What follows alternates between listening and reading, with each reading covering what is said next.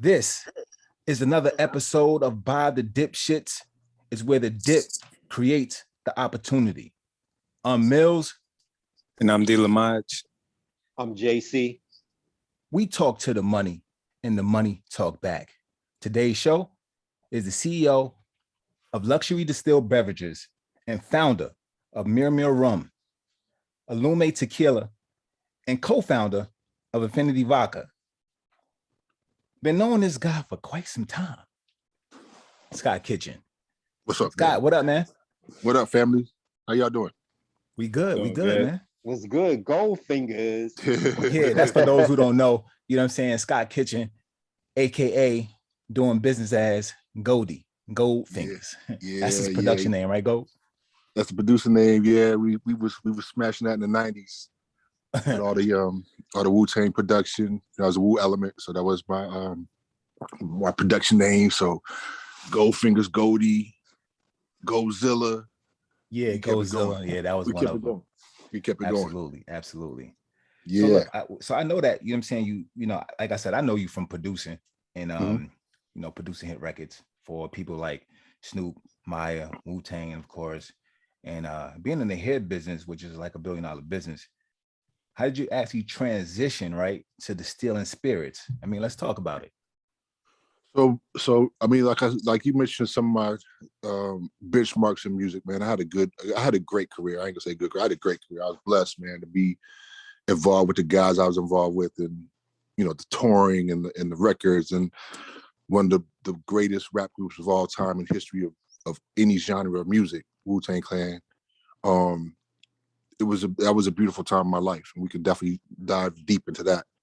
But then the hair business, that came up because my wife is she only does installations and installs. So she does just extension. So, you know, she started making wigs and this and that. So she opened my eyes to the business. And I mean, we would deal with India direct. We weren't doing under China. So we direct to India, and we just really built the brand, like kind of at the beginning of when, you know, every stylist kind of figured out how to get their own hairline. We were on top of that early in the game. So, you know, I learned a lot. I could have a conversation about it one by anything. the grade, like the texture with the curl pattern, like, and I get it. You know, I understand it, man. Beauty is a multi-trillion-dollar industry. Yeah, that's absolutely a big business. Yeah, and it doesn't stop. It's gonna keep going, man. I mean, you see the evolution of. You know, I was thinking about, damn, my sons, man, they're gonna have a hard time because mommy came out of it, you know, with the body and everything, with no filler, no thrillers, none of that. But my boys, man, they're gonna be tricked. They were like, damn, is this how you were born? But it's all good. It's all good, you know. But for me, you know, I want to make sure they understand that, you know, it's a woman's body. She can do what she wants with it. And, right. You know, beauty's in the eye of the beholder, man. So, you know, just long as she got a good heart, man, and she knows who her father is at the end of the day, it's good money. Absolutely. Yeah. So, Mark, so what are you doing musically now? You know, you have anything that you're doing? And because also I was affiliated with your brother, Mark Kinchen. What is he up to musically? So I dabble a little bit, man. I got a full studio at the crib. I got a full DJ set at the crib. I could do a festival right now with no problem and murder it. But it's my hobby. It's in my blood. You know, music is, since I was 16, man. Like that's been where that was almost like a structured format for me in terms of music. I was a high school music director for our radio station. So I programmed the state. I programmed the music. You know, I'm saying this is the style we playing. This is what we're playing. These are the records we're playing, and this is how it's gonna go down. So that was at 16. But before that, man, we just, you know, being from Detroit, you know, my pops had a extensive record collection, and my mom had a pretty deep love for all genres of music. And I mean, it was wide and deep, man. Just the type of records we had at the house, man. So we just got into it, man, and just fell in love with music, man. We're big guys. Mark and I are both over 6. Well, I'm 6'4", he's 6'5". Not an athletic bone in our body, But you know, but we played music, man. Like music was our thing, and Mark got exceptionally good at it. Like he's just on a whole different stratosphere, and I was always attracted to, you know, the DJing side of it and rocking parties and this and that. But then the business aspect too was equally as attractive to me. So I had to balance that. You know, I had to like, dang, how am I gonna figure this out? But dang, I still want to make a beat, or I still want to DJ a club. I still love being up at 5 a.m. playing, you know, all that. Where he was just a nerd, man. He just wanted the technology and figure out chords and progressions and how to just break down a song and replay a song. It was crazy. It still is crazy how talented he is. But so, and that's what it was at 16 and at 19. I started an independent record label. You know, we were specifically doing house music, dance music, and, you know, being from Detroit, you know, where techno was created. We were more on the New York, Chicago side, not so much techno, but a little bit more soulful, I guess you can call it. But anyway, at 19, man, I started my own label, set up a distribution company, did a deal with the distribution company with my label. And then shortly after that, maybe 2 years later, I moved to New York. And 3 months after that, I was on my first European tour, DJing. That's crazy. So that's how it went down, man. Like, first place I went to was Paris, and I just got back from Paris last week. I was just about to say, you just got back from Paris, right? Man, basically Paris is like a big Soho. Like it's just fly, man. Like everywhere you go, the fashion, the food, the girls, like just super fly. But anyway, Paris, then I went to Zurich, Bern, Switzerland, Pisa, Italy, London, Germany, back to London. So it was almost like a 2-month tour when I was 21. First time in Europe. You know, I had a tour manager at the time. That we had some girls that were kind of handling our bookings over there. So, you know, one of the girls was Italian, so she went up. You know, it was set up beautifully, man. We got paid right. It was a good first experience, and that just got my palate together, man. Just for culture in general, not just our culture as African Americans, but just the culture of music, the culture of fashion, the culture of. I fell in love with coffee, man. It was different. Like you smell it, like, oh, this is what it's supposed to taste like. It's food and just cuisine and just. So I just encourage, man, like, let your kids go, man. If they want to dip out and they got a good head on the shoulder, you got to trust them, man. Especially still some God in them. They're gonna be safe. They're gonna be good. Just keep praying for them. You got to trust in God. Yeah, they good all day. Yeah, exactly. Let them you see can't the have world, that man. fear. They got to see the world. They got to know that it's bigger than, 7-8 miles. They got to know it's bigger than, X and Gates in Brooklyn. They got to know it's bigger than, you know what I'm saying? They got to know is that the world is much bigger than these areas.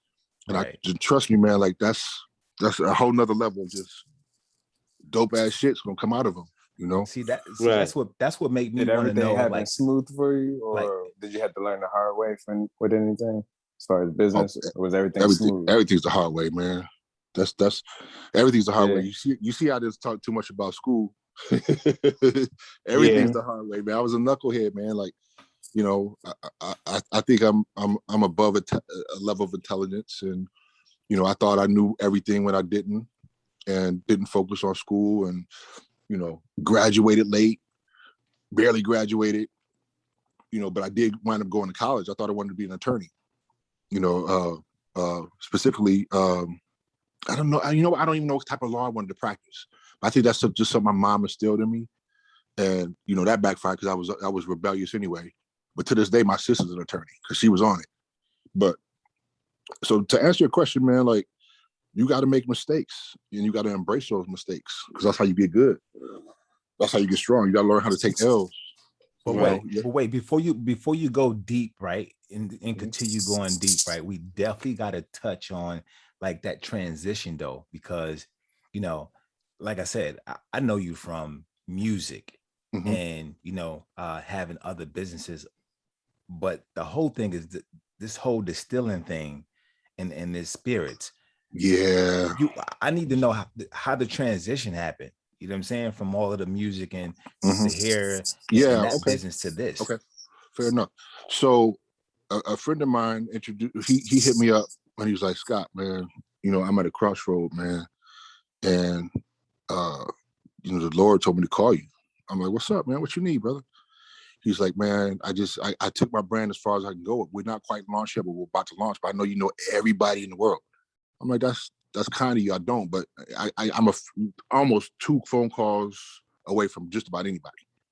And he's like, that's what I'm talking about. You know, I'd be honored if you work with me. So put together a deal, man. You know, wound up. I acquired a good portion of equity in a vodka company in Dallas. I live in Dallas, and that's how I got introduced into it. So I slowly began to learn as much as I could about it. You know, the same way I did music, and the same way I did hair. You know, when I jump into something, I want to know everything about it. You know, music. I've been in pressing plants, not just studios, but where they actually press the vinyl and have relationships with people that own pressing plants in Brooklyn, where I was there for just days of seeing how it was manufactured, and the hair, just seeing how the hair was manufactured. And that's just how I am with business. I want to know everything about it, not just the surface, but I want to know the machine. So once I learned the machine of distilling, and then I was able to put 2 and 2 together, and 2 plus 8 equals 10, and 10 plus 100. You know what I'm saying? I was able to multiply how beautiful it was, and how the revenue stream was just phenomenal, because the margins, if you do it right, the margins are none like anything else. I mean, you see what it costs in a bottle, in the club for a bottle, and everybody eats off of it. That's crazy. So you see, like, what, you spend $1,000 for a bottle? Yeah, and you go to the liquor store, is totally different. But guess what? And I'm not giving away the goose with the water, man, or the egg. But I mean, some of your favorite vodka costs $7 to produce, top to bottom. Yeah, that's just like a sneaker. That's just like a sneaker. Wow. Cost $15 to do a sneaker, but they sell it, you're buying a brand. $200-$300. Come on, man. I was just in Paris at the Gucci store, spending like stupid. Like, wait, I just got a sweatsuit for what? Yeah. That's like the mortgage plus a car note. Yeah. For one, but I understand it. And you buying, the luxury, and you're buying that brand, that lifestyle. It makes you feel a certain way. So you're not really concerned about the money. So understanding like all the aspects of distilling, and that I was able to tie the parallels with the music industry. Because when you're in the music industry, you have a certain amount of ego, like you like to be seen. There's a little bit of celebrity into it, and I saw that immediately with the liquor business. That when I would go out, like, oh, that's the dude that has the vodka company. Let him in. Oh no, he don't have to pay for nothing. Like you get that type of respect, just like when you producing or around the music guys. So I like that. I like the margins. I like the culture of how people take their spirit so serious, man. When just dealing with the chemist and the mixologist and the craftsmen and the distillers, how passionate they are about when they make something, man. It gives you goosebumps. You're like, all right, this dude really loves what he does. And for me, it was that, and then to produce something. It's the same thing. It's producing a record. You have an idea, or you have a feeling, then you got an idea about it, then you goes from your head to your hands to the equipment. And if it's good enough or you feel confident about it, you put it to the world. It's the same thing with what I do with the liquor. Right. With the vodka, we did that. The vodka is produced in France. It's a wheat-based vodka. It's it's better than Goose, and I'll say that with confidence. It's between Chopin and Belvedere. But it's a delicious vodka. It's priced right. It's better than Kettle One. All day. Murder's Kettle One. Yeah, okay. Murder's Kettle One. And then the rum, which is like, that's my baby girl. I got 2 sons. I don't have daughters, so this is my baby girl. Mur Mur. I just got back from Amsterdam. We produce it in Amsterdam. And the reason why we produce it in Amsterdam is because the largest aggregator for rums is located in Amsterdam. So what that means is this particular company sources rums from all over the world, literally all over the world. It's not just the Caribbean that has rums. There's parts of Africa. There's parts of what's the other country in Asia, in parts of Asia that produces rum. I mean, everywhere that you can get rums from. So this company is able to source and bring in just a vast amount of rums. So, and we're able to get some of the best rums without having to go directly to the source, so to speak. And the advantage of that is we are able to do really complex blends. You know, so our pink coconut rum, which is launching in less than 30 days now, is from Barbados, Dominican Republic, and Guyana. So it's a 3-blend coconut rum infused with coconut water and coconut liqueur, and we add a pink coloring so this is consistent on every bottle. And when I tell you, man, when you guys taste this rum, it's gonna blow your mind. You know, people say, "Well, how you describe it?" I'm like, man, it's like vacation in the bottle. As soon as you open it, you're gonna be like, man, I need to go. Like, if you upset, you sad, just open the bottle and smell. You're gonna smell the coconut. You're gonna see the tropics, man. And you know, the bottle's pink. That's the commercial. Yeah, that shit sound like a commercial. Man, so it's a heavy decanter style bottle. So the glass is gorgeous. It feels like a big perfume bottle. So, wow. So to that point, we're appealing to women. It's pink. It looks like a perfume bottle. But when my guys taste it, like, man, I drink this all day. It's not too sweet. It's not too strong. What's going to, you know, so that's the coconut. We're working on a coffee rum. We're working on another rum with a tonka bean. And that's a whole nother discussion. That's going to change the game. And then we're doing a botanical rum, almost like how gins are produced, but we're doing that with the white rum. So that's Mur Mur. There's going to be four SKUs with that brand. And then the Allume, we use the same distillery that Sincora uses, Michael Jordan's tequila. So, and that's, if you haven't had it, it's really, really, really good tequila. And, you know, we're doing 4 iterations of that as well. And then we're going to get tequila's only made in Mexico, right? Exactly. You can't call it tequila if it's not made in Mexico. Exactly. You can say, if it says agave-based spirit, that means it was produced somewhere else. Just like champagne has to be produced in Champagne, France. If it can't say champagne, it could say sparkling wine. It could say even prosecco. You don't have to do it in a specific region. Italy, it can be done in other parts, but the cognac has to be done in cognac. Scotch has to be done in Scotland. Canadian champagne, that's like Burgundy, right? Yes. So it's like every region. So each of those spirits is named after a region because that's where it has to be produced legally. Yeah, that's the soil.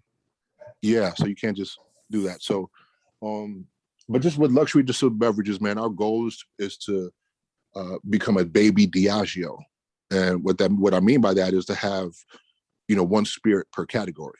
So 1 really good vodka, 1 really good rum, tequila, gin. You know, I mentioned we're gonna do some wines. We're doing a prosecco, all across the board, man. And then, you know, we're doing a cognac, a bourbon, and then from there, you know, highest bidder can get us. You know, so we built it to sell it. You know, I'm not trying to do this forever, but I enjoy it to where I would. Right. You know, I like, you know, I mentioned I was just in Amsterdam and just spending time with the chemist. That was probably one of the most enjoyable times of the trip because, you know, just seeing his, like I said, his passion, and I gave him my idea and he was able to cook it up. I'm like, how are you able to do this without even, I mean, it was just, so that part is fun, you know. Alchemy, it goes back to the producer, man. You know, and you know, and I'm not a street guy, I never was, but I'm assuming like that's the same. It's the same kind of thing. Like you put it together, and it's all the same. It's all the same. You know, you just want to get on the right road with it. You know, just if you do it, like God bless you and be safe, but get out of that. But you can apply it to just about any industry and cake up if you do it right. You know what I mean? So that's just. There's really no difference in business, man. Just, you know, even with what you guys, you know, really promote, man, just the crypto and all that. You know, I got into that kind of late, but there's a passion with that too. It ain't late. It ain't late. When I that's bought good it enough. to you, see, I bought it to Gold a while back. And I was like, man, get out of here. These started popping up with all these beautiful things, man. I'm like, wait a minute, man. Yeah, exactly, man. So, when I finally was able to really grasp it and throw some dollars to the side and let it ride, that's exciting too. And I'm not a thrill type of dude. I don't like heights. I don't mess with roller coasters. I don't jump off shit. Right. You know what I'm saying? But things like that, man, where you put your heart into it and what you create something and you see it grow. That's, you know, that's nothing better than that. That's like your kids. You know. Right, it's like your to them and they baby. figured it out. I'm like, man, how you figured it out? I'm like, damn, I taught them that. I mean, the same thing, man. I mean, you said something that was like super special, when you was like, like I like to go and check the chemist, or I may want to go see, like when you was doing production, go see them actually create the wax. Like that's almost like, the beauty of learning from the beginning till end. This time in day and age, you got more people technically have that instant gratification. Like they have to have it now. They ain't trying to see any of that. You know what I mean? They're not trying to see no process. What you think that actually come from? It's an evolution of technology, of everything, man. Even to the equipment, the in the studio, like you touched on, man. You know me for what is it, like 30 joints, like 30 maybe? years, yeah. And it's where, like, I think the last time we put like a studio together when we was in Brooklyn, like we had a Mac. We was doing stuff with B Street. Yep. Right, and we were putting stuff together, and we had some pretty advanced stuff, but still, man, it wasn't like how it is now, where you can produce a record so fast now that it's not even it takes no effort, but everything's getting smarter. It's getting smarter, but see how it's monetized different. Like back in the 90s when I was producing records, I was signed to the Wu-Tang production. I was one of the elements, and labels had budgets. You know this, right? Because you at BF10, you at Motown, BF10. Yeah. So there was budgets, and you released half the budget, right? But some of those records didn't make the final album, right? But that first half still went out. You know how much I ate off not getting placements. No lie, man. I probably made like a close to 200,000 on records that just never got placed, but I got the first half. Right. So for people doing lease beats, I'm like, what is that? How you lease a beat? How you for $100? Like, how you do that? Yeah. I put too much brain. I put too much energy into that, man. But I get it. So that shows me it's time for me to move out the way, because I can't. I'm not willing to roll that dice. It was hard enough, like back then, like, and I was making great money, but it's just different, man. Where the instant gratification, man, is like. It's technology, man. It makes things are smarter and faster, and Instagram is a cancer, but it's a necessary cancer. Yeah, if that makes sense. If that makes sense, right? It's destroying us. It can be a necessary cancer. Yeah, right. But it's also helping so many industries and so many brands if it's done correctly, to propel their brands, right? So it's just how you use it, man. It's people want it fast. We touched on the beauty thing. Like, girls have everything that's not originally from them. And again, that's them. I can't speak on it. If I had a daughter, I would let her know she's beautiful out the gate. She don't do nothing to her hair, nothing. She's already beautiful. But I'm not knocking those that do that, right? I mean, they get everything done, to your point, for instant gratification. But now to the point, I was talking to this other female, maybe about a month ago. And she had some work done. And we just talking. I was like you on a level playing field now, because everybody got the same ass as you, they got the same titties as you, the same eyelashes, the same. It's like, you right, you right. I'm not any different from this. They're just clones, so to speak. So the beautiful thing about that, when you're on a level playing field, you got to look internally now. You're forced to look internally. Like, you look less like the girl over there and the girl over there. Like, all y'all the same. Now you forced to see really what's your substance, what's your beliefs, what's your drive, what's your passion, what gets you excited. That's crazy. Yeah, what's your core like? Can you make a freaking sandwich, man? Like, come on. You know what I mean? But that's real. Yeah. So that's how I look at it. I'm like, okay, for a while it shakes things up, just like the music industry, when the Napster and all that, the leaking of music, it destroyed it for a minute. But then if it kind of corrected itself, and the whole streaming thing, and I still don't like how that's done, but it is what it is. The streaming thing is a catch-22, because the platform is really making all the money. Exactly. You know what I mean? That was the setup. That was a crazy setup. I mean, if you got your own publishing, you good, but the platform's getting all the money. That's it, man. Yeah. That's it. But it's record label 2.0 or maybe 4.0 at this point.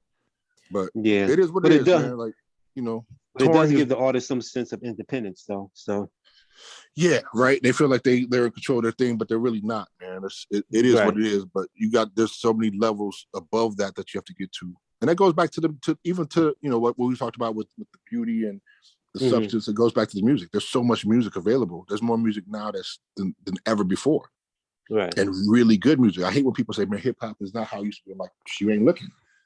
You could stay in a very specific lane for just period, and not hear like what you would consider garbage or whatever. I don't say anything's garbage because it's all creative, but for that point, man, like there's so much music, but you just have to be willing to search for it.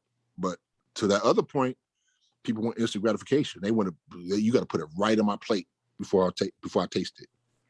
Yeah, that's just so ultimately. Like, yeah, you know, now people don't where's that? research companies. People don't, but that gives people like me and you know an advantage because I'm gonna look. I'm a search. I'm a research the company before I invest in it. You know, before I invest in myself, I want to know everything about the brand or the business and how it can be monetized. If it's not just a traditional way, what's another way it can make money?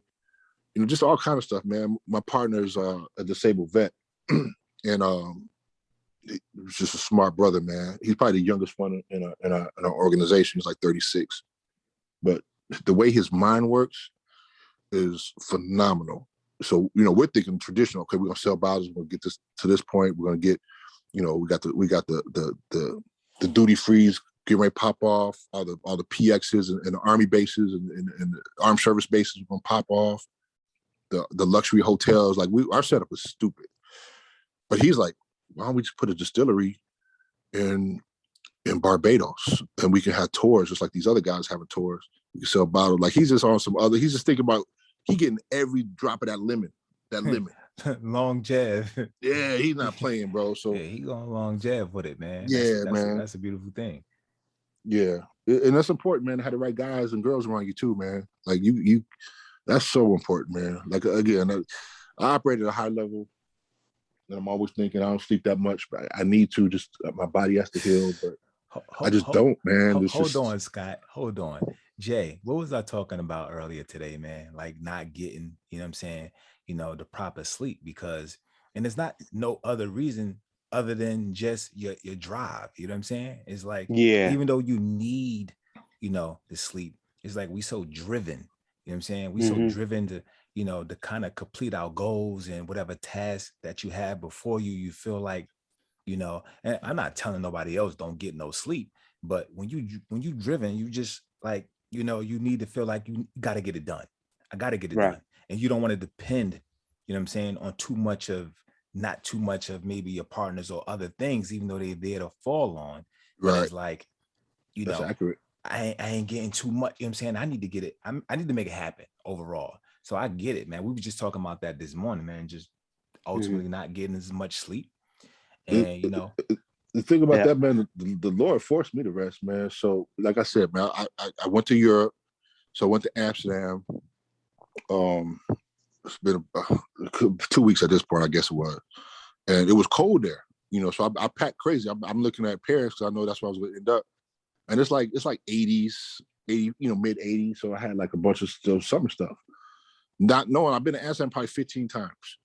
Not even realizing, like, damn, it could be cold there. It was cold as shit. It was like 56, raining, the whole thing, right? So I had a few outfits that, you know, whatever, I had to go shop or whatever. So it was cold, right? But I'm still on Central Standard Time, still on Texas time. You know, my clock's off, not eating right. You know, I'm in Amsterdam, so, you know, I'm hitting the coffee shops, getting right. And from there, man, like, you know, but I'm working too. Like, I'm in work mode. So I'm at the distillery early in the morning, man, and we with them all day. Then we doing dinner meetings, and we're getting up again and doing other tours of the rum plants, and then having lunch meetings and dinner. So it's like full work days plus dinners. You know, by the third day, man, I'm like, all right, you know, my clock finally got right. You know, I was sleeping in the hotel, whatever. But then shot to Paris, and it was warm. So I'm like, man, I'm gonna get sick. God forbid I shouldn't even say that, but I'm gonna get sick. And it was hot. but I was kicking it there. I didn't really have so much of a schedule, but I'm still moving around with my partner. Like, you know, it was his first time there, man. So he was like, man, I got to see my wife. I got to bring back my wife, my daughter, man. So just showing him the city, man, and as much of the country as I could, or the city as I could. And then, you know, shot back to Dallas. So I was on a plane for 11, 12 hours, cold as shit. Get back to Dallas, 100. So to that point, man, just not resting and not eating right and vitamins and working out.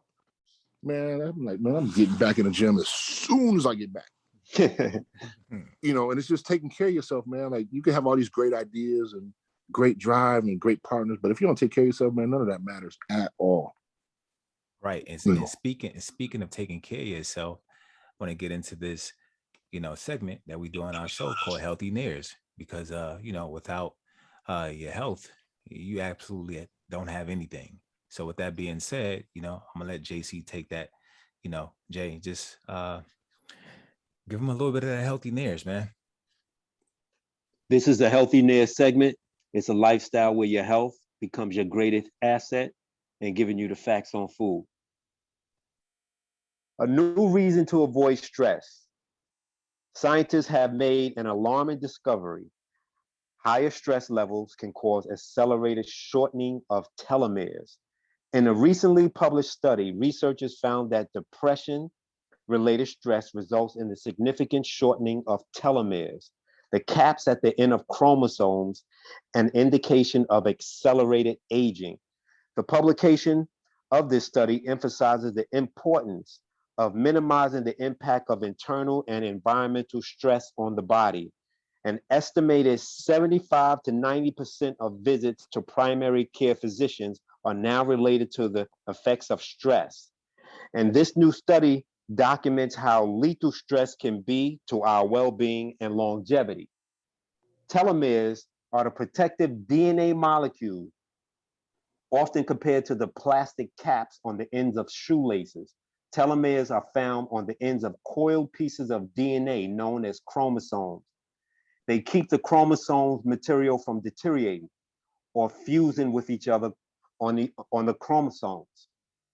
A recent published study has confirmed the alarming discovery that stress can result in the shortening of telomeres, an indicator of accelerated aging. Scientists have now pinpointed 4 extracts that powerfully modulate the multiple pathways of stress, which is holy basil, bacopa, cordyceps, and ashwagandha.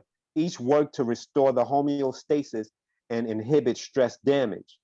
Controlled human studies have now shown that the stress defense provided by these 4 potent adaptogens translates into experimental improvements in mental and physical health. There you go, guys. Telomeres get shortened with stress. That's dope. Wow. Wow. We're too blessed to be stressed. Oh man. Oh man. And Yeah, you know what, man? I'm gonna keep it all the way a buck. Thanks, too. Jay, for that segment, though, man. Appreciate that. I'm gonna keep it a buck. That's so easier said than done, man. You know, this past year, you know, and I'm sure we all had some sort of trauma, but just with COVID, you know, lost my dad last October. He caught COVID, but he had so many things wrong with him. His heart was operating at like 19%. Had part of his colon taken out, you know, a few years before that. Just started getting dementia. Like he was out of there, man. So our condolences out, you know what I'm saying? You know, thank you. By the Dipshits, man. Our condolences. Thank you. And then and at that time I just got separated from my wife. So I wasn't with my wife and kids. I was seeing my dad just kind of deteriorate. Right. You know, and I was juggling my businesses, still, you know, raising money and keeping everything on schedule, and couldn't, you know, navigate through COVID that great because every industry was just shutting down. And the fact that, you know, a majority of our stuff was produced in Europe, it is what it is, man. So the whole stress thing, you know, I did my best, but I was dark. You know, I was really dark at one point. And, you know, again, the grace of God, man, just kept me going, kept me through it. And I just really had to take not even one day at a time, but 1 hour at a time. That's how real it was. Right. But then, you know, you get through it and just And there's a reason you got to go through that. Right. You got to, because there's something greater on the other side. Yeah, there's lessons in it. Yeah.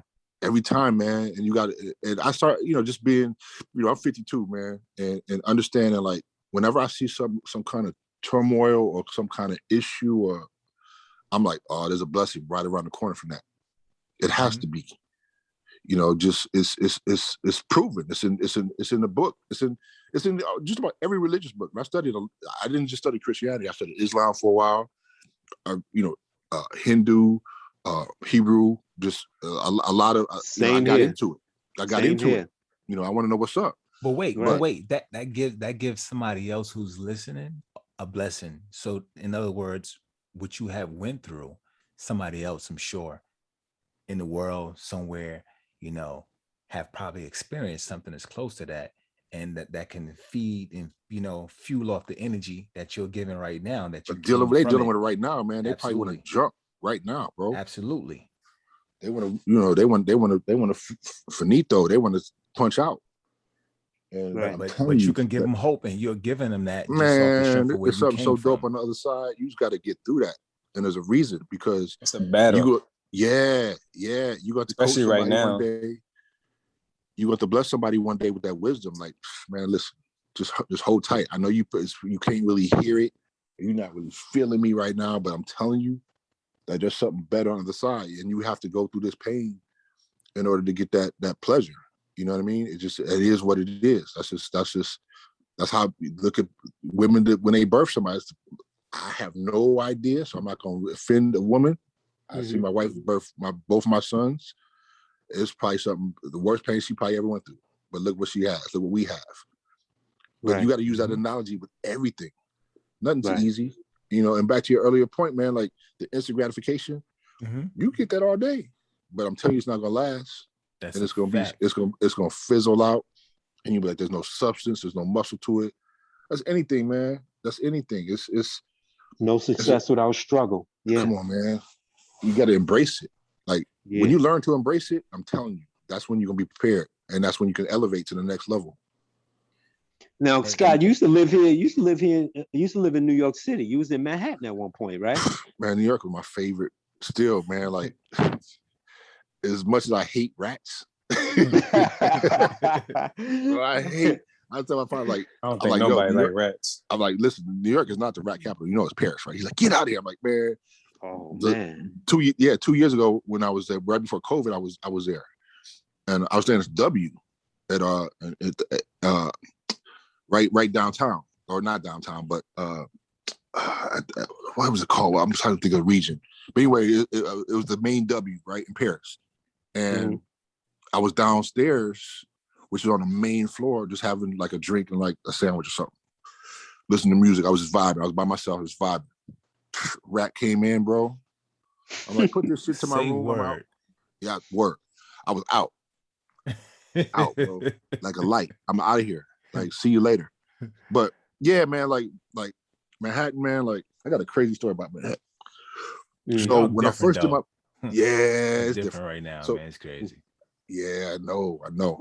So when I first did my publishing deal, with Wu-Tang as one of the Wu Elements, it was a nice deal. It was a dope ass deal, and I was living. I already moved out of Brooklyn.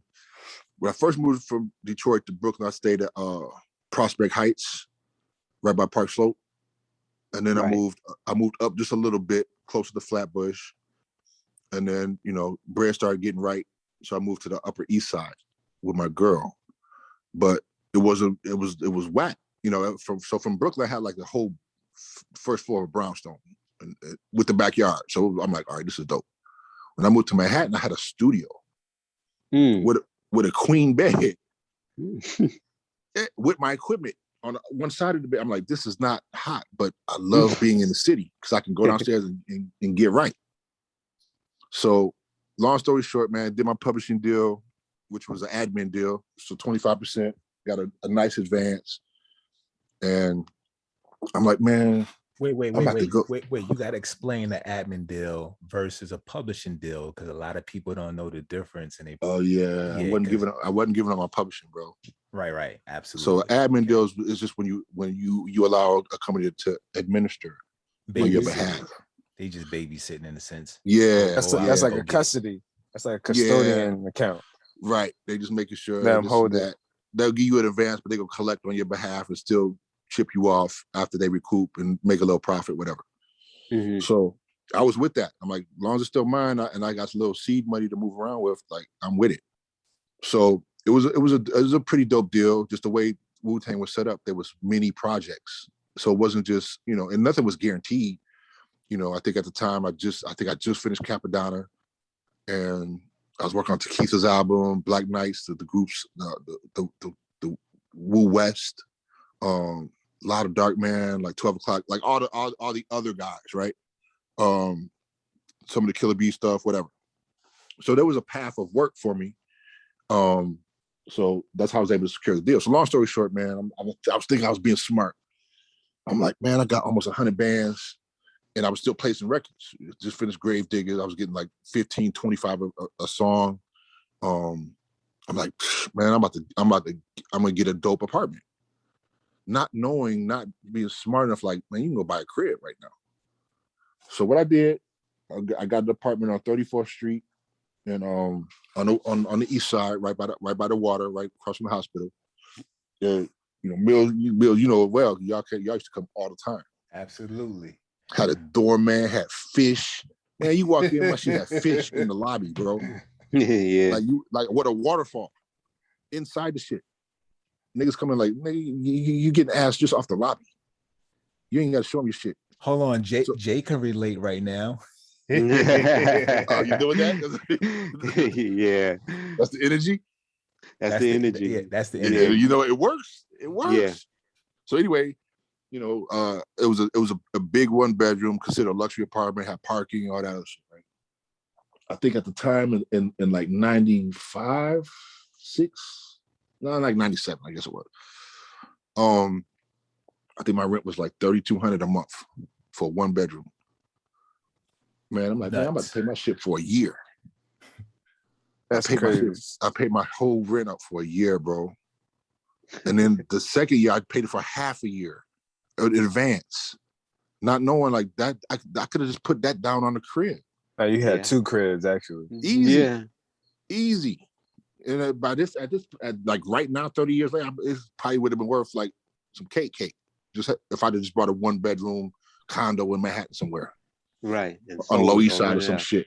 Mm-hmm. Or the meatpacking district where it's popping now. Definitely. Maybe the listeners could learn from our mistakes. And so that was like, again, it was a big mistake. And even at the time, Divine, Riz's brother, he was like, man, are you buying something? I'm like, nah, man. He was like, that's stupid. And I just thought he didn't want to give me the cake. I thought he tried to renege on the pub deal, but he was like, that's not smart. That's not smart. And actually he helped me secure it, right? So he's like, you sure this is what you want to do? I'm like, yeah, man, I'm telling you, and I justified it. I'm like, paying my rent for a year, our money's funny anyway. We're not on the clock. Producers ain't on the clock. You get money when you get a placement or when you get an advance or something like that, right? So you're not getting a check every week, every month sometimes every 3-4 months before you get right. So I justified it in my head. But, looking back is, you could always Monday morning quarterback it, man. But that was probably one of the biggest mistakes I made. But again, to my earlier point, I like turning mistakes into jewels, man. Like I'll never do it again. Anybody that come in contact with me, I would definitely talk them out of it. Right. But it was good, man. Like I think at the time, one of the biggest madams in New York, she's running a brothel out of there. Garcelle Bouvola there, Fancy from the Jamie Foxx show. She lived in the building. Faith lived in the building at one point. Mm-hmm. It was wild, man. It was a wild ass building, but it was dope. You know what I mean? Right. That's crazy. And then from there, I moved back to I moved to Edgewater. I used to live out there. Yeah. I moved out there when it just right before it got hot, and then it turned to Rappers Row. Yeah, it was Rappers Row. I lived in the same complex as Dave Hollister. Yeah, one of my business partners bought Lawrence Taylor house out there in Edgewater. Chris Murphy at the time, or me and Chris Murphy. Murphy. yeah, Chris Murphy. You know what I'm saying? That dude is a wild cat. Yeah, he's out here. He out here heavy right now. Is he chill? Is he good? Yeah, nah, he's good, man. You know what I'm saying? Okay. You know, he's super good, man. He You owns still it. talk to him? Yeah, once in a while we kick it. You know what I'm saying? Hey, Absolutely. tell myself what's up, man. Oh, for sure. Absolutely, man. Absolutely, will do. Man, we got so many. See, there's so many stories, man. I just. I really want to touch on. I mean, I don't want to steer you too far away. You know what I'm saying? Of his family. well, that's we're gonna get to that. We definitely gonna get to that. That's a whole reality show for sure. You know what I'm saying? Big time. I wanted to steer back, you know, to this whole, you know, beverage, and because the liquor business and having, excuse me, you know, black owned, you know, businesses, you know, is definitely important in this day and age for sure. And you know, we had Buy The Dipshits, of course, you know, health is wealth. And I know you guys got an alkaline water that's about to, you know, come out, or you're working on. What's the story behind that? So our thing behind it, like, we don't just want to get you twisted. We want to heal you. We want to heal you in the process. Wait, after you finish drinking, y'all want to heal them. Yeah, all day. Pretty much. All day. Get right at night, get right in the morning, get back to it. Facts. You know, so we looked at and really and that's just a play off of it. Like, when I put together a product, I try to look at as many angles as possible in terms of placement, in terms of exposure. And that's just, again, I'm using my music vernacular in the same way I'm with the spirit industry. So not every partner or we don't have access to every place that has a wet beverage when you have a liquor, right? Being in Texas, you can't sell alcohol in grocery stores, but in California you can, right? In Michigan you can, Ohio, in government controlled states you can, right? In certain markets you can. In convenience stores like 7-Elevens and, you know, Quick Marks and all those type stores, you can sell wine and beer and coolers and RTDs, ready to drinks, but you can't sell hard spirits, which that is a big part of our business. So my thing is, like, we have to have access to not just the places that we can legally sell our spirits, but everywhere that's wet. So that's when we came up with the water. We wanted to have like a healthy principle to it, you know, and people that just don't even drink. We want to take advantage of everybody that has a mouth, man, literally. And we figured out, like, that's funny. The best thing to do. Pause. Like, yeah, right. Not anything too sugary and all that. There's a whole lane for that, and I'm not with that, you know. But something pretty healthy, something that's gonna get you some kind of balance. That's gonna hydrate you. I'm terrible at drinking water, but something that makes sense. You know, a sexy bottle, you know, something that fits our luxury brands, and, you know, almost like how Voss was introduced with the glass bottle, right, with the plastic top on it. Yeah, right. So we have like the next version of that with our bottles. That's gonna look good at bottle service. So just, you know, when you're in bottle service, you always gonna get your waters, you get your juice, your mixers, and you get your buckets, whatever you order. We want to be the new water inside of the with the bottle service offering. What's going to be the pH on it? The pH. And we're working on it, man. We keep going back and forth. We're trying to get the right balance, man. But I'll definitely let you know when we do. And you guys are gonna have samples of everything. Yeah. So yeah, we're working on it, man. We're trying to get it to where it's not too high, because, you know, that's really bad, but not low enough to where it's like, okay, well, why even put it in here? Right, healthy balance. Yeah. So when selling everything, like, where you going to first? You going to the liquor stores, or you going to the clubs? So the crazy thing, like, our success with Affinity Vodka, which is right now we're only in 4 states. You know, we're focused on Texas. Texas is a country within itself. We could just live off Texas money and nobody else ever have to hear of us, and we'll be great. But Texas, Oklahoma, Kansas, and Missouri are our states now. But we're going into Florida with Affinity, and California, and that's pretty much the same blueprint with Mur Mur as well. But to answer your question, our success here in Texas, Dallas specifically, it was kind of crazy how that happened. So with Affinity, you know, right at the beginning of COVID, things were shut down, as you all know, as everybody knows well. But there was there's a famous steakhouse in Uptown called Nick and Sam's. It's still one of my favorite steakhouses, period. like ridiculous. And that's where the celebrities of Dallas would go, all the athletes. And when you come into town, that's where you're going. There's always a line. There's Lambos, Raris, road, like that's the spot, right? So we had to deal with them. Like we're on the bar. We got like at the time, I think we had 3 drinks on the menu made with Infinity. Our bottle lights up, so it already stands up. We got a blue light on our bottle. And so when COVID hit and they were shutting down the restaurant, they were doing delivery service. So Dak Prescott, quarterback of the Cowboys, he had a party. And it was him, Zeke, the running back for the Cowboys, all their girls, friends and family, whatever. They had a party, and it was catered by Nick and Sam's. So literally not even 24 hours later, man, it was all on the news. Like, oh, the quarterback of the Cowboys is having a quarantine party. It's not healthy. He's violating all these rules. And man, it was on CNN. It was on, of course, all the ESPN channels. It was on, It was everywhere, right? So we're like, oh shit, being in Dallas, I'm a Cowboy fan. Sorry, Giants, I'm a Cowboys fan. But you look at the video and people are like, yo, what's that bottle flashing on the table? It was our vodka bottle with the light on flashing. I just set it off, man. That was it. That set it off for us. And so to round up my story, we were heavy, and still are pretty heavy in the clubs and lounges here in Dallas. So I want to definitely take advantage of those relationships and make sure that we, the water pairs up with it, man. And we in there, the stories is complete and why we did it, and, make sure that it's done, in parallel with everything else we're doing. What distributors you guys are with, as far as like the liquor and the water? So every state is different. We're being courted by the 2 big ones right now, right, and I'm pretty sure we're gonna move everything to one of them.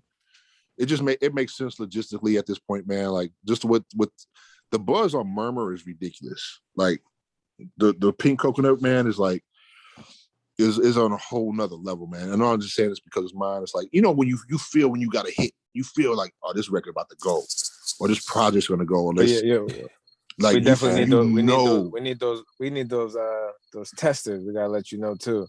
I'm not even worried about it, bro. Y'all gonna flip. Your girls gonna flip. Everybody tastes they flip, man.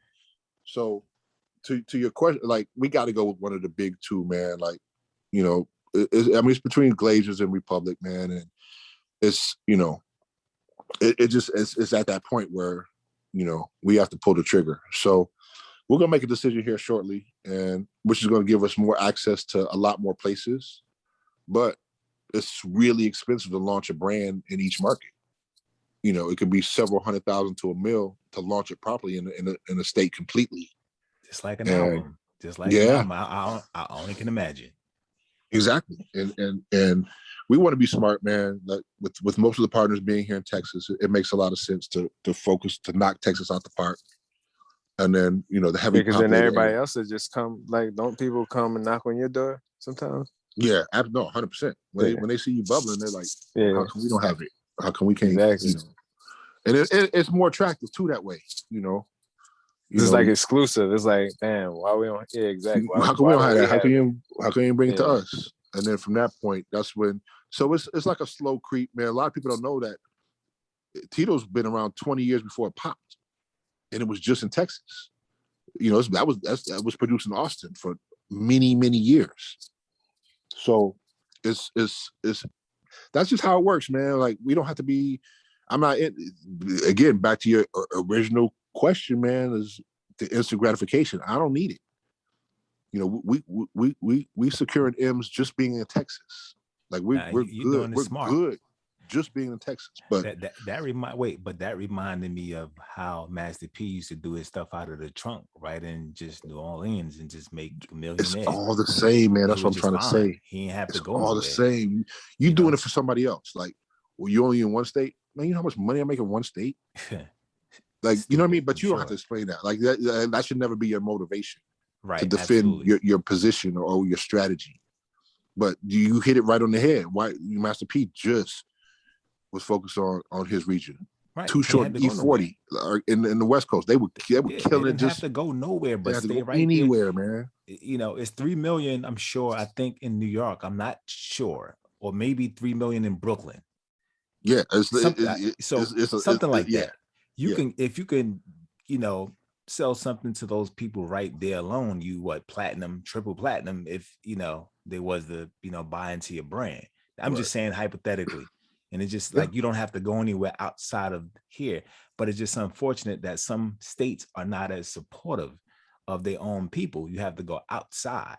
But that's pretty dope that you was able to do it right there where you at and make the bread. Yeah.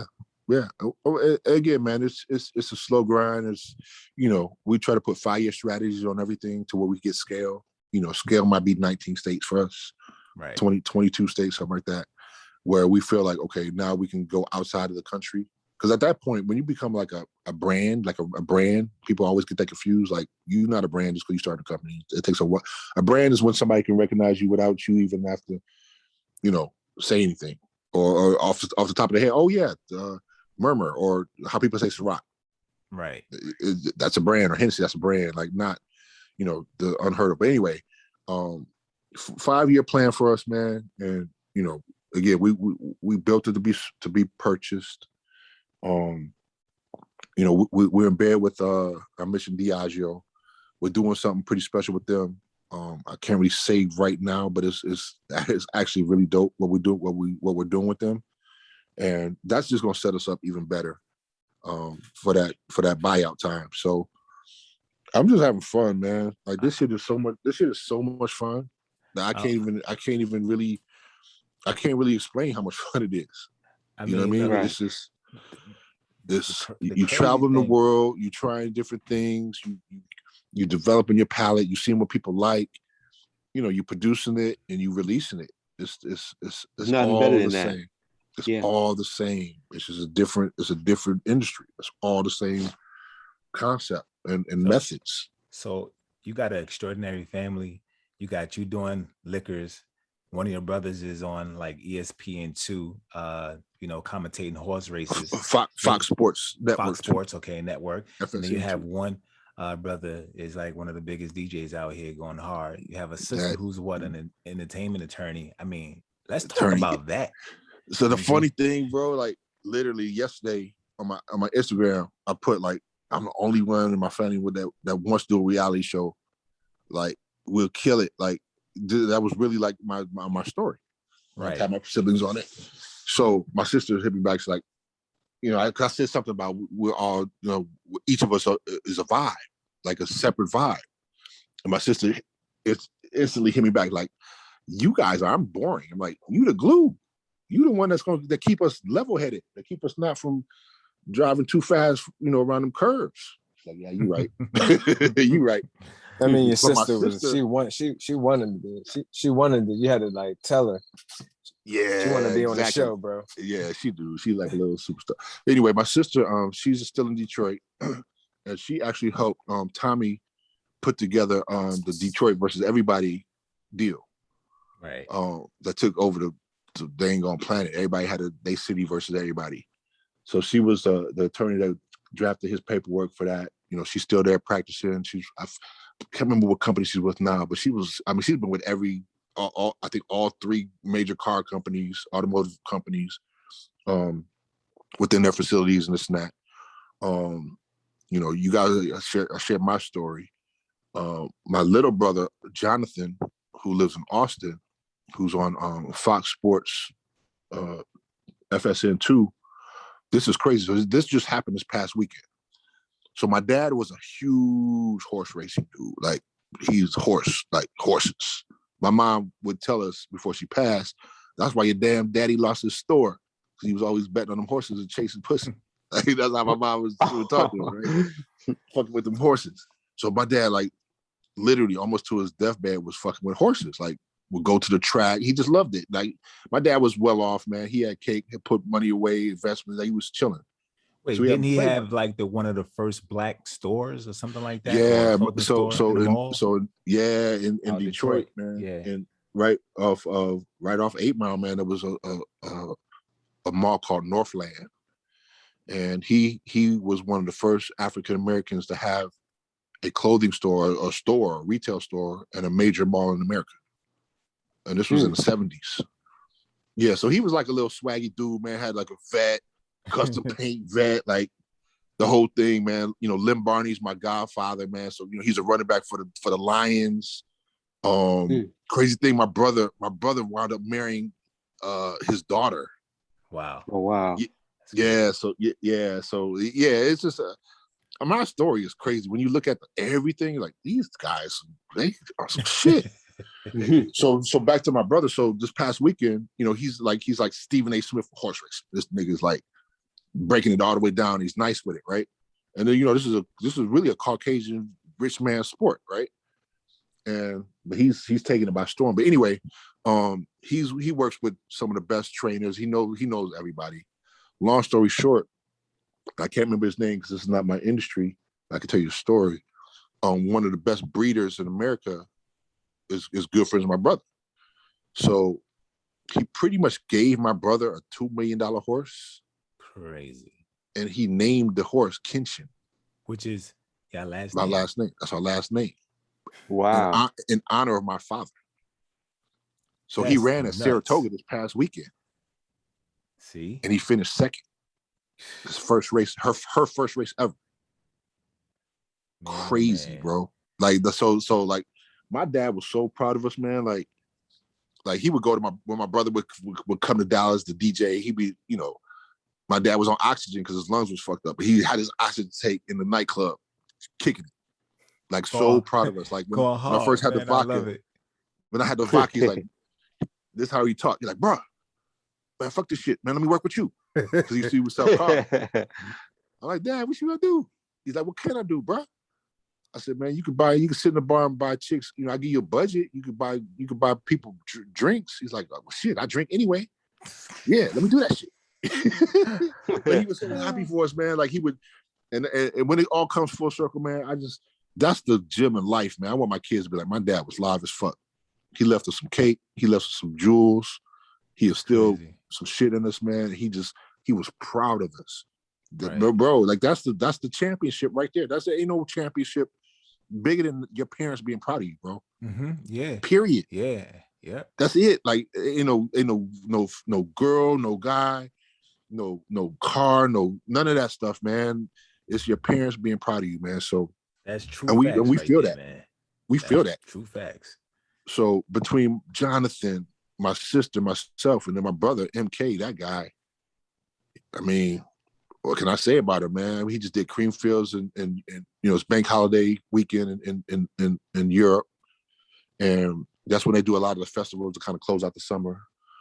I mean, he's doing big stages, man. Like, people think like these rap artists, hip hop artists are making cake, man. Listen, man, they have no idea what these DJs are making. EDM DJs, 50 M's, like Calvin Harris, like 50 M's, you know, a year.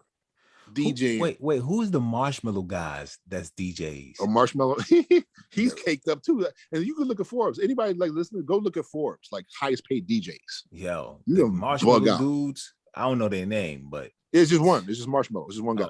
Okay. There's Swedish House Mafia. They just came back out. Steve Aoki, the Asian dude. Oh yeah, the crazy he's thing about super him, over the top. His house is stupid. But let me tell you who his pops is. His pops is Benny Hanna. Say word. Caked up already out the gate. Wow. You learn something new every day. Pops is Benny Hanna. I never knew that. Yeah. I actually got a Steve Aoki Funko Pop, which is crazy. Yeah, which is a little bobblehead. What's name? You know, is a collectible that I actually purchased like I want to say some months ago. But yeah, that's crazy. Yeah, man. So like that whole industry is like, again, man, you know, and I love hip hop. I love rap. I love music. But the way the whole house EDM scene is, it's like it's so global. It's beyond global. It's the globe.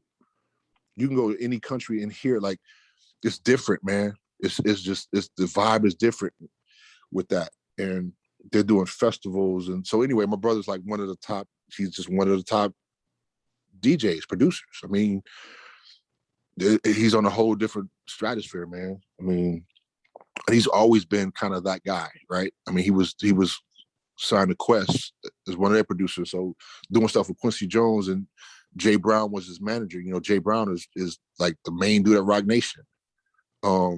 It's just it's the lineage is stupid, man. Like when we are really able to tell a story and draw all the lines, it's ridiculous, man. It really is, man. So we're blessed, man. And you know, I think a reality show would be crazy.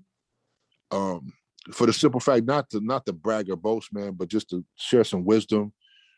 You know, my oldest son is autistic. He's high functioning, man, but to show how we kind of navigate through that. And, you know, my youngest son, Kingston, he's just like just a smart ass G. You know, he already knows he's gonna win. And then, you know, my sister's daughter, Peyton, she graduated high school at like 17, and she graduated from Howard at 21. That's like done going to medical school. You know, my Mark has 3 kids, and you know, one of them was missing a chromosome, so he's dealing with soul special needs, you know, story as well. So, you know, and Jonathan has a son called, his name is Austin. You know, he was named after a friend, plus he loves Austin. So, but he's like a brilliant kid too. So it's just our families, man, and just our story, and just what we do is we're all in very different industries, but they all kind of intertwine. They can intertwine easily. But you know, my siblings are dope as shit, man. Like they really, really are. You know, I mean, you know, it's crazy how dope they are. It is one thing, right, that I didn't touch on, right? That you probably forgot that I noticed. Oh shit. That, that you used to work for Malone, right? The clothing brand. Oh yeah, Maurice Malone. Yeah. Yeah. You know, just give us a little bit of that, you know, just a little bit, not too much, So just a tad bit before we get off, man. You know, Maurice Malone's from Detroit. Right. And he was like our older brother, right? He was like the cool dude, the weird guy, like the same music we liked. We liked the new wave punk music, the alternative. We liked everything, right? But we like that was his shit.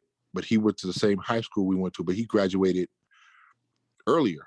And long story short, we became friends. So, you know, we would see he was like the local hero in terms of fashion. He was making like the crazy overalls with the jackets, with the swaggy stuff in the 80s, right? Yeah. And our D-boys would buy his stuff. But anyway, we got cool with him. And like he became like our older brother. So he would get us in the clubs early because it was the fake ID thing. Like he was part of the whole curse in our music journey too, man. He took us to our very first recording studio, which was in Oak Park, Michigan. Right. And it was owned by the Bass brothers. The Bass brothers, Mark Bass, Jeff Bass, they own half of Eminem. They were the one that introduced Eminem to Dre. Wow. And then Proof was also, man, I got so much, man. Listen, man, we had a label with Maurice. Proof was signed to the label. We had Bags, Bullets, and Gunsmoke, the Wolves of Harlem. Like, man, I can go so deep with this, with all of this. The Wolves of Harlem. Bro, crazy. But anyway, so we kind of separated. Maurice moved to New York first. That's when I first actually went to New York. I went to visit him with another friend of mine, and I'm like, I love it. I need to move here. And 3 months later, that's when I moved to New York after visiting Maurice. So when I stopped doing music, like totally stopped doing music, right? He was the first place I went to. I'm like, bro, I just need to start working. I'm not fucking with music for a while. Like I'm not feeling it. So he gave me a gig, you know, as a sales rep for his line. Right. And that's how I got introduced to the whole fashion. In Manhattan? Not in Manhattan. Yeah, I think so, right? In Manhattan. Yeah, his office is in Manhattan, right across the street from Tommy Hilfiger. Yep. And right on that road right there. And like he was doing his thing, man. Like, you know, he everybody seen Aaliyah with his sweatshirt on and Pac wore stuff. Like he was, the placements were crazy with him. And then, you know, when I left that company, I went to Sean John's loungewear division. which was owned. The license was owned by Elliot Levine. Elliot Levine was partners with Steve Madden and Wolf of Wall Street. I was there the whole time, bro. Like the whole shit with the nigga with all that shit. The Wolf of Wall Street was 100% real. So That's I was crazy. So Elliot, he owned the Sean John Loungewear division license. He owned Fubu Ladies, they license. He owned Kevin Garnett. That's how I got cool with KG. His line, a few other NBA niggas' lines. Elliot he owned all that shit. So it was crazy, bro. Like I got a crazy story about him. Crazy, man. Like crazy. So that's when I was in the fashion, and then it was like Sean John Corporate was like, well, you can't work these other lines. You either got to work for Sean John straight, or it's not gonna work for us. And at the time, I was just getting commission. I'm like, y'all niggas not paying me. Like I'm not. What? I got to get it. So somebody snitched, long story, and then they're like, well, we can't fuck with you, and I'm like, fuck y'all niggas not paying me anyway, so whatever. And that's how that went down. But crazy. It was all fun. It was all a good story, man. Like, I love fashion to this day, man. I would really done me in Paris, man. Like, I'm sure. I would, yeah, it's bad. It was bad. Nah, it's all good though, man, because you got to live a little bit. Listen, I think that once you actually like invest your money and you are making money, you can splurge on yourself if you're doing all the right things, priority wise, just to, to keep yourself situated. I would never say or tell anybody to deprive themselves, but I would say if you don't have the money to go buy those things, for those who's listening, then you want to invest the money so you can do that. You can. I was telling my friend today, man, that's a beautiful point you making, man. Like I was telling my friend today, I said, listen, because he was talking about bags. I'm like, why are you talking about bag? Like these girls are talking about Birkins and all that. You know how dumb that is? Like she's like, why you say that? Because that's 30 bands. Like, why would you spend $30,000 on a bag, and you try to impress somebody that's sleeping on the air mattress? Unless you could resell it. I know these watches now. They resell them for double nowadays. But wait. He had a point though. You heard what he was about to say? No, continue about what you was about to say. Go. You about to say something. You trying to get a $30,000 bag? You sleep on an air mattress. You ain't got no investments. You don't own a house. You renting. Like you hustling all the way backwards. So the people you trying to impress, they can't afford that lifestyle anyway. They Instagram fans, right? That's it. The people that you want to impress, they're not wearing that. They think that's the dumbest they're not thing. impressed. I would never invest in that. That's so stupid. Why would you spend ever, unless they just multi ways, like you have nothing else to do with your money. Yep. Then you're really not impressing those people. So Absolutely. you're doing all these things to you're chasing the tail. But unless you're doing it to make yourself feel good, you want to reward yourself because you're working hard. I support that all day long. Like take care of yourself, like but when you try and do stuff for other people, there's always somebody above you and there's always somebody below you, and neither of them you're impressing. So that's the first lesson. You like they and then they go find fault. Like, well, you only got you wear that Birkin every time. That's the only one you got. Yep. What? Yeah. You wear the same Gucci shoes every time you go out. That's what, like, you can't win for losing with these people. So when you do that, like, either if you can't afford that lifestyle to live it all the way, don't even enter that game. Yeah, don't indulge. Invest your money. Invest it. Make sure you can do the things you want to do and travel and eat nice food, but it's a balance. It's definitely a balance, man. She was like, "Oh yeah, you're right. I get it." Like, what you mean? Of course I'm right. We going far, man. Like, got to get those things, the priority and the right perspective before you actually start, going on the deep end. I mean, I guess we all had those particular type of ideas of just wanting to look nice and just want to be fly and keep up with the flies, you know what I'm saying? Whether, whatever it was, realizing, because if you don't come from investing, you don't come from, a lifestyle of money like that, then it's like, well, I want to do what everybody else somewhat is doing. I want to look nice. I want to be fly, because you don't think about, long term, further down the road. You know what I'm Yeah. saying? And I'm living proof of that at one point of my life. You know what I'm saying? It's like, Yeah. I didn't think about any of that. I want the flyest new everything, whatever Yeah. I can think of. You know what I'm Yeah. saying? Whatever I can afford at that moment, I'm gonna buy it. And then you look back all of the materialistic stuff. I'm like, damn, that's a house right there. That could be this, that's this, that. If I would have knew to invest those particular things, but everything happened for a reason, and I'm here right now. And maybe then I could have, blew it. You know what I'm saying? Yeah. It could have went totally different than how it is now, because you get a little bit more wiser. So it's good to also have people around you too to stop you and pump your brakes and say, yo, man, you doing too much. You could be doing this with that. You know what I'm saying? Yeah, So, that's real, man. It's like I call it your whole phase. Like right?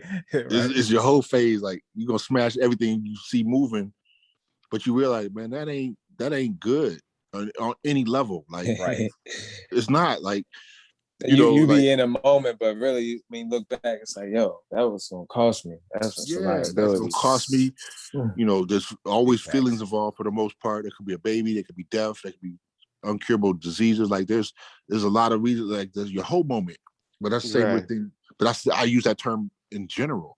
Like you have a whole moment when you purchasing things. Like, man, I'm about to buy every shoe, about to buy every gadget. Is it every safe to room say gonna have- everybody need that whole moment? You gotta have that whole moment, man. Just go ahead and Get it hold out your system. Just get it out your system. Get that shit out your system, man, and then you'll get grounded. Like I'm gonna give me one beautiful wife, man, and just keep it fly, and That's it. add on when I need to. But I'm still, man. I'm still a kid, man. I think Me that's what too, keeps me man. going I too. ain't I'm gonna still hold a you. kid, man. Like I gotta, I But want it's to gonna keep allow it you to up. live longer though. That just because you said that, you know what I'm saying? You laugh, you joke around, it just allow you to live a little bit, you know what I'm saying? Longer in a sense. I mean, because I say happiness is a part of building your immune system. So when you laugh and being Yeah, happy, I believe that, man. yeah, That's you know what I'm saying? It builds your immune system. But if you sad and down and kind of be too emotional every day, all day about certain things, I mean, That breaks your immune system. that breaks your immune Yeah. system. So, that's a beautiful thing. That's a great way of saying, you know what I mean? Like, let me live. You know what I'm saying? I'm a kid sometimes with stuff. Let me, do me. cool. Worried about people judge you, man. Laugh at shit, man. Have fun. That's all, man. That's man, me. do flips, man. All day. You know what I'm saying? Jump your ass in the pool, man. Bust your shit up. Like, it's all good, man. It's fun, man. Like, enjoy your shit, man. Like, tomorrow's not promised, That's a big fact. That's a big fact. Enjoy everything, man. Like, your work. And if you don't like what you're doing, man, don't do it. Don't do it. Like, get out of it. Because, like, life is too short. Like, you're supposed to love what you do to the point where this is an old saying, but love it to where you don't care if you get paid or not. That's how you know you're doing the right shit. Mm-hmm. Like, right. Man, that's right. Get out of it. Get out of it. The mission. Yeah. Yeah. Or yeah. I mean, that's literally, it literally took 2 years to put the rum together. Almost. Well, what is this? Almost 3 years to put the rum together.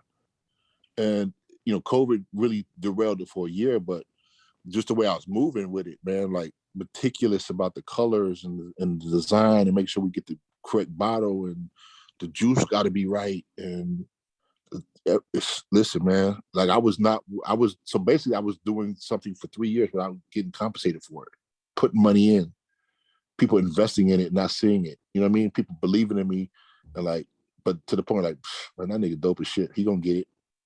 And when they saw that first bottle, like, man, I'm so glad I invested with you, bro. Like, listen, what else you need? But that's imagine what if you want to hear. Though. Yeah, but that's what you want to hear. Absolutely. You know what I mean? Like, want to hear that. What's the next thing we doing, man? You need more bread? We could we do something else? I got an idea. Like, that gives people that's the battery. They threw the battery in your back. Yeah. They threw the battery in your back, and it's like and it worked both ways. But now it's like they can trust me. They're like, wait, man, I threw bands at this, and it's coming to life. And it's like the dude did it what he said. He ain't go buy no Ferraris and shit. Like, he really did this shit. I think, Like, man, that's kind of, a good way of looking at it, because if you would have gave up, right? You did it for 3 years, you wasn't getting paid or wasn't getting compensated like maybe, most people would be expecting, and you didn't. So it's like in 3 years, imagine if you just would have gave up, where you would have been at today. You know what I'm saying? yeah. So, And mind you, we had the vodka going. I have other things going, investments and such. But yeah, that particular project, I mean, there's some novice investors, right? We don't have a big group of guys and girls that's invested, but some of them are novice. Like they like, I just believe in you, bro. Like let me just throw like a little 5 stack at it or something light just to get in it. But maybe at the time they didn't really have that, but they, you know what I mean? So for it to sit dormant for 3 years, not knowing what's up, is like, that's probably big for them. Well, we got some guys that's just braided so long, it's like, man, that's nothing, man. Take your time, get it right. But absolutely, to that point, man, like, yeah, I could have definitely faded, man. When I was dark, I could have definitely faded out. Just everybody would have took an L. But it goes back to my point, man. You just got to stay with it, no matter what, man. no I matter mean, what. so if that would be like, what would be your jewels? Like, if you had a few jewels to give away right now to the audience, other than what they heard, what would be some of those jewels before? I'm gonna reiterate, man. Like, find what you love to do, and you don't care if you get paid or not. For me, like, I love music so much, and I got derailed because when art met necessity, that's when I lost a lot of the passion. What I mean by that is when I had to make a record and sell it to pay rent or to put food on the table. You know what I mean? Like, that's when for me it was like, it's not fun anymore, because I gotta do something that's not as me being as creative as I could be. I gotta either sound like somebody else or just to try to get this record off. Yeah, it's not organic at all, man. So when you're able to do what you love to do without being compensated for it, it's always going to be pure. It's going to be you 100%, and you're going to keep doing it regardless. Like, if you get $1 for it or $100 million for it, you're going to still do it and still have the same drive for it. So that's number one. Do what you love to do. Don't worry about what your parents are saying, what your peers are saying, what society's saying. Like, I don't care if you're making fish tacos on the beach. If that's your shit, and you're able to, like you get up happy every day, do that. But then the second point is study your craft all the way through. If you're gonna make fish tacos, figure out what kind of fish, who you catch it. You know what I'm saying? Like, where the tortilla, like, understand the entire concept of the business that you get into, just in case. That way you can identify when there's hiccups. You can identify when something's not right. You're gonna get blindsided. That's just part of business, but it's gonna alleviate a lot of pitfalls if you know every line of your business. You know Absolutely. what I mean? Like, you understand it from top to bottom. Like, how is this made? So you can ask me anything about rum. I can tell you how it's made. I can tell you why it's made this way, why certain regions taste different, why you need to age it for a certain amount of time to get certain flavors, what barrels to use to get certain aromas out of it. Just same with the vodka, same with tequila. I mean, just with gin, I can go down a different glass. Why use different glass? What's ultra flint versus, like, bro, I could break it all the way down, man. That's super all the way down to different type of closures.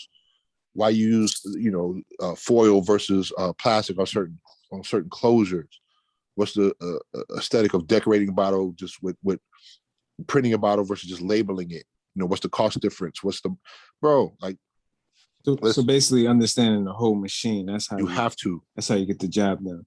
You have to. It sounds like you condition yourself anyway from a youngster. You know what I'm saying? Is why you still like this as an adult. Yeah, but that's just me though. You know what I mean? Like, that's me. Like, if I'm gonna do something, I want to know everything about it, because that way you're not gonna suck at me. For one, right. You're not gonna juke me, man. Like, you're not gonna tell me something when I know it's like, I already know this is how this is supposed to go, or this is really, these are my options. You're not gonna throw a curve at me because I understand it. Like, and that's just that protects you, that protects your bank, and that increases your revenue, because at that point, you can manage it a lot better. And that's just with anything. Like, learn your craft, man. Don't just say you want to make beats and not study all kinds of music, different genres of music. Why was this a hit? Why is this record a hit? I don't even like country, but why is that a hit? Mm-hmm. You know, understand it. Like the whole process from like I said, from your brain to the consumer. You want to know every chain of events that takes place before it gets to the consumer's ear. You know, and how it's monetized on every level, man. Like still to this day, man, like I still get royalty checks. Bro, I ain't put a record out since the 90s. And the biggest royalty check I get is from a movie, The Juror, with Demi Moore and Alec Baldwin. I still be seeing the same thing. Bro, it's on Miami. every damn week. Mm-hmm. This is on TNT every damn week. Bro, my song was in the club scene. And I own half the publishing, man. No, I own all the publishing on it. Matter of fact, now I think about it, I own all the publishing because it was an independent label. Wow. So I still get, bro, I make more money off that record than anything I did with Wu-Tang, anything, bro. Like that's my listen, man. Listen, bro. You get them sync fees, and you in a commercial, you in a film. Out of here, man. My brother did a Jag commercial. And he did the music and he's in it. It's crazy. Come on, man. Like this, don't just think because you got to be on the radio. Get your shit in a movie, bro. Yeah, I promise you it's gonna last longer than he hit on the radio. Listen to this man, people. Listen to bro, him. like look, watch the old movies, like what? Like the new Jack Cities and all the shit movies, right? Look at all that shit, bro. Yeah, because yeah, that's what I be talking to my son about. Because my son, he's he go to school for film scoring, and he's gonna win. Bro, I wanted to do that so bad. That was like one of the mountains I never conquered, and I still could. I'm not gonna say never, but that was really, really, ooh, man, God bless him, bro. That's dope. Yeah, that's really dope. He wants to do that because I really wanted to score a film, bro. Nah, his son is gifted, man. I actually seen him in the concert, man. You know, Jay invited me out to the concert, man. His son conducts. He plays about what, like 3 or 4 instruments, Jay? He played 5. He played 5 instruments. Yeah, and now he learning the technical aspect of music programs and all of that stuff. So he not even 18 yet. Come on, bro. Yeah, it's crazy. Come on, bro. That's it right there. So I mean, that's really the truth. Like, have a passion for what you do, study your craft completely, the inner workings of the business that you're in, and just enjoy it. You know what I mean? Just have fun doing it. The money's gonna always come if you apply those principles. Don't take no shortcuts, but there will be shortcuts. I'm not gonna say that, right? Sometimes there is a shortcut. I think I was watching or read something that Bill Gates will hire people. They don't have to have all A's. He wants to hire the person that figured out how to get around the test the fastest and the most efficient. So there's ways around things. Mm-hmm. Don't cheat the system. But if you can get it done more efficient and faster every time, come on, man. Don't sleep on that either. You don't have to be by the book. You don't have to be and there's people for that. There's workers for that. There's bosses. Like everybody can't be a worker, everybody can't be a boss. It's just you can't. Everybody's not leaders. Some people are better followers. Mm-hmm. You know what I mean? And figure out what that is too. Right. It's not wrong. There's nothing wrong with it. Don't let society think that you got to be a CEO, own your own shit, not work for somebody because it's not good, or it's demeaning to work for. So that's everybody corny, ain't man. even built like that. First of all, one size don't fit all. Yeah, everybody ain't built for that. That's a lie that's been taught, man. Like everybody's not the same, and everybody can't manage the same way, or you gotta do what's best for you. You know what I mean? Absolutely. Entrepreneurship is definitely hard. That's all I'm going to say. Don't think that you can, not work for nobody. Working for yourself is, super, super hard. So that's why I take my hat off to those who actually do it. You know what I mean? I was talking to somebody about to say that not too long ago. I'm like, listen, I feel you. You don't want to work. You want to work 4 hours and, and be able to do what you want to do. That's cool. But I'm going to tell you right now, you own your own business. You working 20 hours a day because you ain't sleeping. because you got to worry about payroll and families that you got to make sure they eat, and businesses that you got to wire money to in Europe because it's already 8 or 9 a.m. and you tired as shit. And then you got deadlines, you got paperwork. Come on, man, don't play with me. Like you can't. Don't think you. What it's not. It's not Hollywood, man. This shit is hard as fuck, bro. It's not easy. This shit is super hard. And people be thinking that they can just, you know, hey, I'm gonna quit my job and just get right into something, not knowing that you know, it's more pressure than you can imagine. If you can stomach the roller coaster of not winning sometimes while being, you know, entrepreneur, then you know maybe it is for you. But if you can't, hey, stay with that 9 to 5, you know, because being your own boss is 7 to 24. Straight That's up. it, man. My dad loved to work. He loved to work for somebody. He took pride. Like he worked for Infinity. That's funny. He sold cars for Infinity. He sold cars for a lot of companies, but that was you know where he ended his career with Infinity. Right. He loved getting the trophies, the best salesman of the month, salesman of the year. You know, he won a Rollie one year. Like that was his shit. Like he loved it. Had the fitty leather jackets and the hats and you know what I'm saying? Like he was going far. He was chilling. He didn't want to own a dealership. People like, you know so much about cars, Mr. Kinchen, why don't you just have a dealership? I think one time he did look into it, but he's like, nah. Even a sales manager. I'm like, Dad, can't you make more cake? Be the sales manager? Don't you eat off everybody's deal? He's like, yeah, but you got to manage it. He's like, fuck that shit, bro. I make just as much. I make just as much being the top salesman versus. He's like, nah, and I get to go home. I got to stay, you know. So he found his lane, man. He ain't want to be the boss. Like I make what I need to make. I don't got to cap on my shit. Yeah, I'm good. Yeah, some people just happy with just working for somebody. We actually need workers, honestly. Everybody can't be a boss. Nah, man. So it works. Something I did when I was in be impossible. Yeah, capitalist society. Yeah. When I was in Europe, man, like my lead manager called me, you know, after I was back. He's like, man, what you did, nobody in the history of our company has ever done what you've done or what you did when you were here. I'm like, what are you talking about? He said, man, when you came through the production line, when your stuff was being bottled, you thanked every worker on the line. I'm like, what the fuck are you supposed to? Nigga, they building my shit. Hell yeah, I thanked them. He's like, man, he said you have a loyalty within this company that you have no idea. They're gonna make sure your shit is right every time.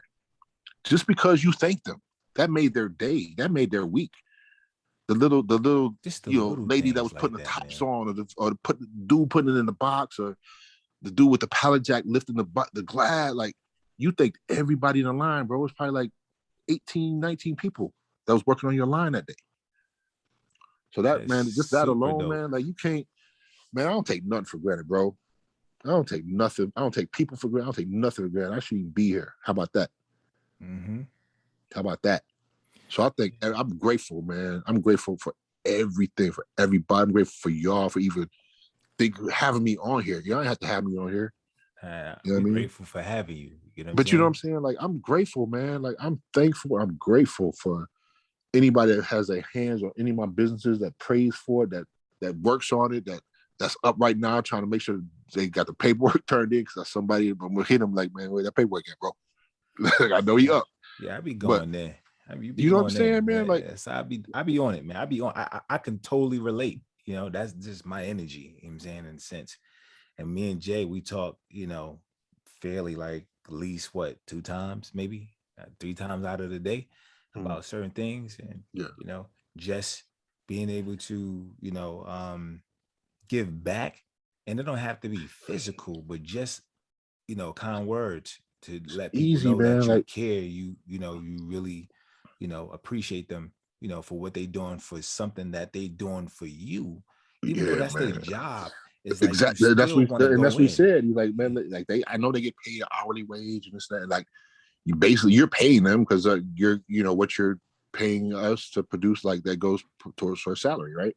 Right. I'm like, yeah, but that's still, man, they putting their hands on this, man. Like, this is a big deal. You know, they could be doing something else. They here making sure it's done right, it's done correctly. So there's like a few things on the line. I'm in there like old boy in Casino, man, when he was in there, like there ain't enough blueberries in the muffins. I was like, I'm like, yo, this label too low, man. You gotta move the label up. Why the box ain't closing right? They adjusted it perfectly. And I thanked them for it. They were like, that made their day. Like they felt like they won. Right. And by no means am I perfect, man. I'm moody, man. I'm an asshole sometimes, man. Like, you know, my wife would tell me, like, you dope, but you an asshole. I'm like, I know that shit I gotta work on. Like, I'm not trying to portray myself as being perfect, man, but I'm grateful. Right. At the end of the day, I'm grateful, man. As we all should be. We here, yeah, we living, we breathing, you know what I'm saying? And we able to talk about good things like this, you know, that can really generate somebody else thought process and their creativity and their brain to go out and, you know, kind of do the same, get out their own way and just get to it. Yeah, so that's man. a blessing in itself. Yeah, you know what I mean? for sure. For sure. I definitely want to say this, man. We definitely appreciate you coming on and, you know, dropping some jewels and, you know, just being available, the time, because I definitely gotta let my viewers know this, man. I'm sorry, man. I messed up last time. I actually, we recorded, didn't record, and Gold, I'm saying Scott came on prior. But I just like it to be real, man, and transparent. You know what I'm saying? And he was on, and I didn't hit the record button. And things happen. I'm not an engineer. But things happen. You know what I'm saying? Hey, But Scott, how many times you've been in the studio and didn't hit record? Man, listen, bro. I probably had a couple hits. I'm gonna tell people that.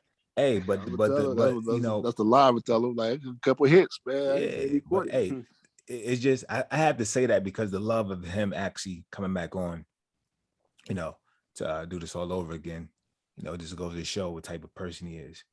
And for those who actually really listening, right, and following us, on social media, who's not following us, you can follow us at Instagram, Buy The Dipshits. And you can also go get the reusable interactive crypto course. It's available right now at www.buythedipshits.com. That's BUYTHEDIPSHITS.com. Get the reusable course. Learn how to invest your money. We're not, financial advisors, but go take a look at it and see if you want to be able to get in the field to learn how to be able to move some money around, learn how to be able to get into this new technology. I want to say, JC, Dilamaj, any closing words? Yeah, man. Thanks for coming back out and giving us that passion we need. That motivation to keep it moving. You know what I mean? Just make sure keep it going through hard times. And just get to the end of the tunnel. Get to the top of the mountain and just enjoy life. My pleasure, man. And that's what it's all about, man. Just don't stop. You got to keep going. It's going to happen.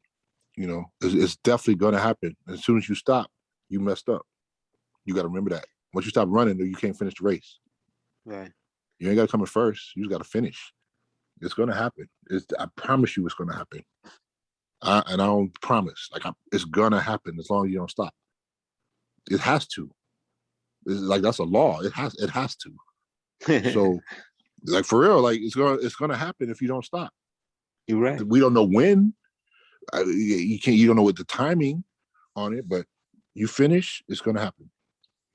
And be passionate, man. Love your shit, man. Love what you do. Love your swag. Love everything about it. You gotta love it. So it's my pleasure, man. My pleasure, man. Whenever y'all need anything, man, you already know, man. Mills, we deep, man. Like you my little bro, man. Like you just hit me for whatever, man. You already know, man. Appreciate that. Yeah, you already know. That's easy. And there will be cases sent, like the coconuts on the water right now. So it'll be here at the end of the month, end of September. So matter of fact, I might come see y'all. How about that with the case? Dope. So I could look at you go bonkers when you open that bottles. Smell that vacation on you, man. You're like, nigga, we in the Caribbean right now. That's Take it to super the dope. to the house with your girl. She gonna lose it, man. Like I'm telling you, it's that good, man. I'm not even hyping it up. It's really, really that good. So Jay, you know, you got to give us some closing words, brother. Yeah, Scott Gold Fingers. I appreciate you and your family, man. And tell Mark I said what's up. And I will. we're looking forward to the reality show. Man, I'm pushing it, man. It's on MK. MK years ago was going down fully, but until then, we might just be living through these conversations. It's all You know what I'm good, saying? man. It's all good either way. Absolutely. This been another episode of Buy Dipshits, bitch.